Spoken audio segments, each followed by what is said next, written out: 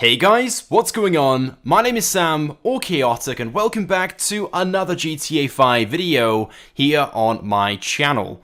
So in today's video, I'm going to be showcasing the all-new DLC vehicle which was released into the game earlier today on the Xbox One, the PlayStation 4 and the PC. It is named the ANNIS Savestra, and here it is right here. This is the 5th vehicle released since the Doomsday Heist update, and in this video I'm going to be fully showcasing it, going through all the customization options and everything you guys need to know about this, so you can decide whether you think it's worth buying or not. So to start things off then, you can of course now purchase this from the Legendary Motorsports website. It is the first one listed, as you can see, and costs $990,000.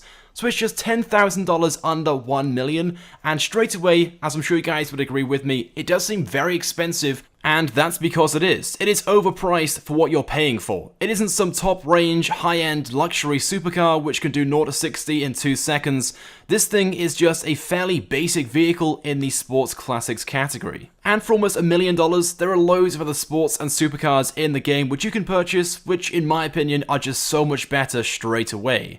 But I know for a fact there'll be loads of people watching right now that will love this car. And in fairness, it is a pretty cool car. I'm not saying that I don't like it, it's just a little expensive for what you're actually getting. But it's one of those cars which some players will love and happily pay anything for, whereas other players will immediately dislike this and not touch it whatsoever, even if it was half the price. I myself am not usually a fan of the sports classics in-game. There are one or two though I do like, and this one is definitely one of those, simply because it is a fun car to drive around. And because this car is very customizable. There are loads and loads of customization options available for the Savestra. Now of course, alongside the standard upgrades such as the armor, the brake and the engine upgrades, you have the option to change the front bumper with 13 different options to choose from. I ended up selecting the lightweight bumper with splitter, and then around the back there are several options to change the rear bumper. I ended up selecting the capped removed bumper, but one option I know which is going to be pretty popular is the touring bumper, which adds that huge diffuser on the bottom. Then moving on to chassis, in this category again loads of options to choose between. You can fit a roll cage, you can fit a luggage rack on the roof, you can fit louvers, or you can go for all three. I ended up selecting just the roll cage and the louvers. Moving on then to the exhaust category. Now if you guys are a fan of the Shockerton exhaust, it is of course an option for this vehicle. I ended up selecting the dual exit exhaust instead. I thought that was kind of cool. Then in fenders, again you can play around with these. It does come with some pretty cool fenders though from standard, but you can adjust these and go for various different colors, styles, and my favorite being the GT fenders. But because I selected a different type of splitter, I ended up just going for the lightweight fenders instead. Then in the grills category, again, loads of options to choose between. There are 13 different grills you can choose between, with options to change the color of the grill. You can remove a headlight and go for an extended grill and stuff like that. I selected the vented grill. I thought the color of this went pretty well with the other lightweight panels we have on the vehicle, which we can't change the color of. Then in the hoods category, if you guys again are going for that crazy look, you can fit the exposed turbos hood, which obviously has the 2 turbos just sticking out of the hood. I just went with the side vented hood instead though. The Savestra also has a selection of liveries available for it, with 11 different ones to choose between. Personally, I prefer this car without delivery. I think it looks pretty good anyway, but I ended up selecting the Spender's livery, which I thought was also pretty nice. Maybe not so much with the paint job I have on the car right now. This sort of white and red doesn't really go that well with the other grey panels on the vehicle, but in a few moments when we get onto respray, I will be changing that. In the mirrors option, again a few options to choose between. The option to remove the mirrors was pretty nice, but I ended up selecting the lightweight mirrors to of course match the colour of the other lightweight panels on the vehicle. Then in the respray category, I then changed both the primary and the secondary for a classic stone silver, which matches the colour of the lightweight panels on the vehicle. And as you can see, it goes pretty well as well with the livery which I have on this car, so I went ahead and selected it. But then moving on to spoilers, again loads of different choices here in this category. I personally preferred the ducktail options. I ended up selecting the bolt-on ducktail, but if you guys want to, again, if you want to make this car just as crazy as possible, you can fit the big wang, which just looks absolutely insane. Then moving on to suspension, I didn't change that, it didn't really make it that much lower. I of course upgraded the transmission and the turbo. As for wheels, I thought the stock ones were pretty nice, and again the grey on those went pretty well with the colour I had on the car, so I left those standard. And then as for windows, I didn't tint those, I thought it kind of ruined the car. So there we go. That's it then for the customization of the ANNIS Savestra. Like I said, loads and loads of different options here. You can change most things on the vehicle. The front bumper, the front splitter, the grille, the hood, the mirrors, the fenders, the rear bumper, the exhaust, the spoiler. You can fit louvers, a roll cage, and much, much more. This definitely being one of the more customizable cars which we've received in the Doomsday Heist update, and overall looks pretty nice as well when fully customized. But there's actually one final customization option available for this, but you have to have either the Avenger or the Mobile Operations Center if you want to apply this. So go ahead and call one of those in if you do have one, and make your way towards the bottom of the customization menu, and you should find the option for weapons.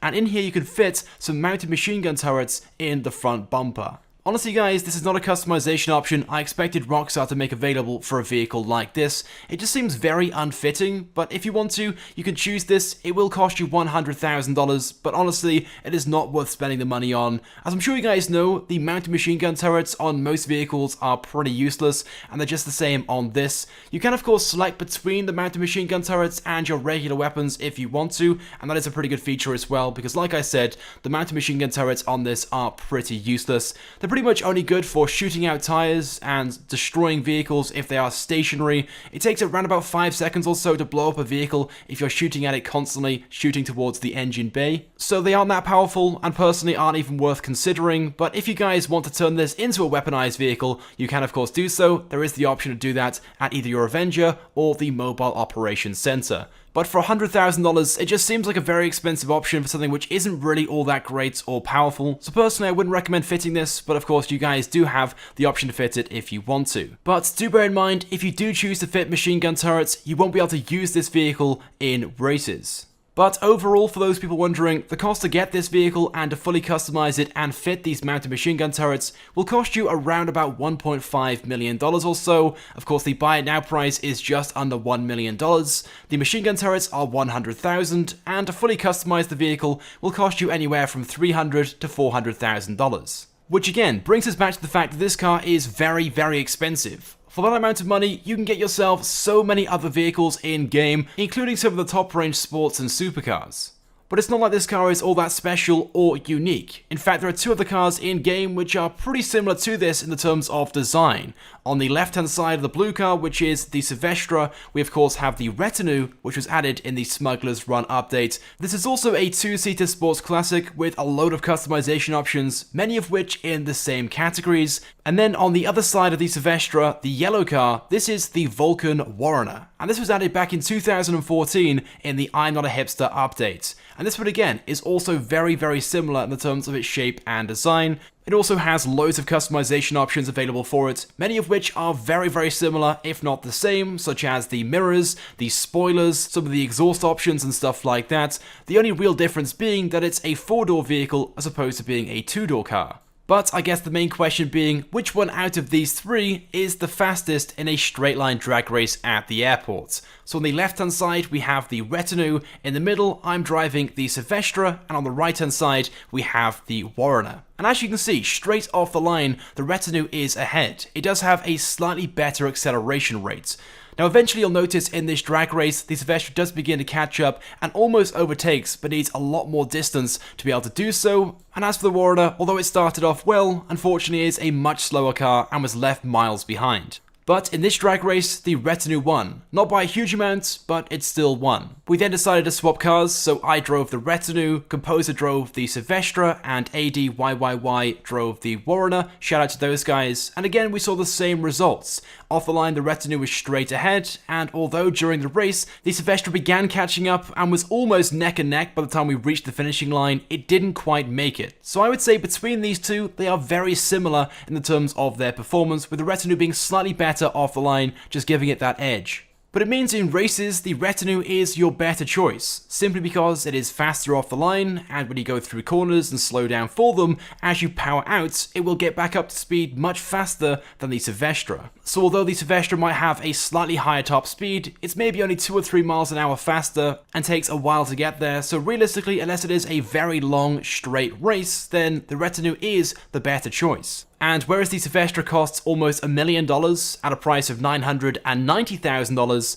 you can purchase the Rapid Retinue for just $615,000 from the Southern San Andreas Super Autos website, or the Vulcan Warrior for just $120,000. So if you want a car that looks like the new Savestra and has loads of customization options, but you don't care all that much about performance and you want to save some money, then definitely go for the Warrior.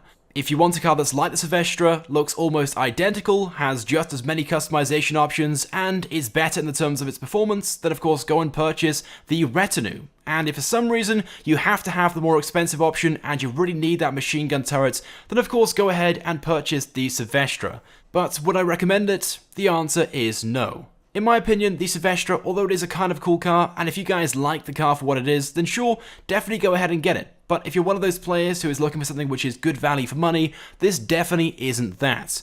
It costs almost $1 million. By the time you fully customize it, it will cost you almost $1.5 million. And for that, you can get yourself something much better in the supercar category, which is much faster and much more useful.